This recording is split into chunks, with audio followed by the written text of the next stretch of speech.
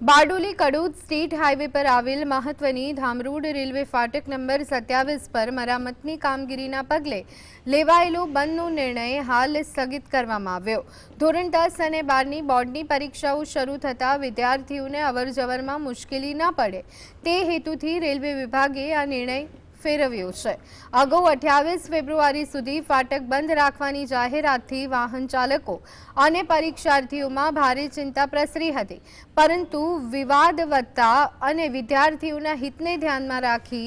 ફાટક કરી કાર્યરત કરતા સ્થાનિકોએ રાહત અનુભવી છે। આપણે વ્યારા ખાતે એડી સાહેબ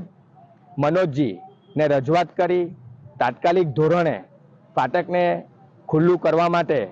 જે અત્યારે હાલના તબક્કે 1 કલાકની અંદર ફાટક ચાલુ થઈ જશે અને બોર્ડના પરીક્ષાના વિદ્યાર્થીઓને એક્ઝામ આપવા માટે અગવડ ના પડે